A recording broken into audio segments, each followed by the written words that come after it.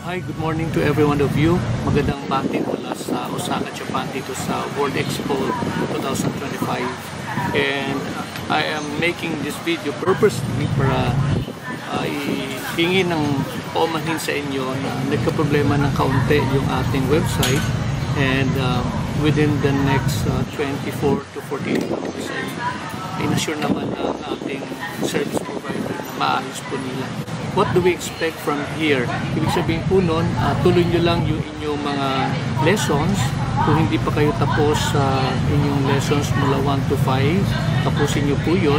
And then, hopefully, Lord willing, I'll be back in Manila by October 14. That's my flight coming from Japan to Manila.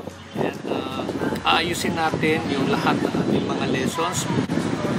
Maliban sa inyong mga lessons na pinagdaanan sa pamamagitan ng tutor LMS Learning Management System, magkakaroon tayo ng tuloy-tuloy, dire-diretso na Zoom.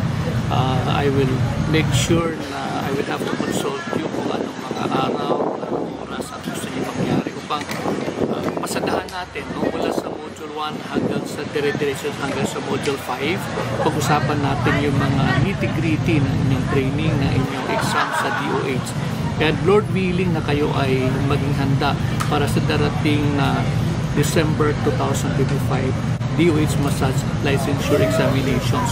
So, ibig sabihin lamang po nun ay patuloy nyong ipaghandaan ang lahat ng dapat nyong paghandaan.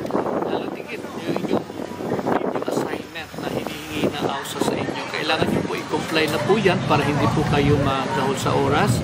Sa mga darating na mga buwan ay pag-uusapan naman po natin yung inyong mga requirements na hinihingi ng DOH para kayo ay mag-qualify na kumuha ng licensure examinations.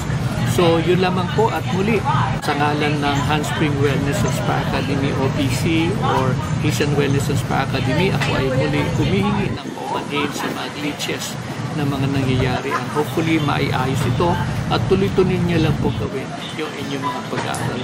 Muli ako ay nagpapasalamat sa inyo mula dito sa Osaka, Japan sa World Expo 2025. Ako ay nagpupugay, nagpapasalamat sa inyo. God bless and see you later. Bye for now.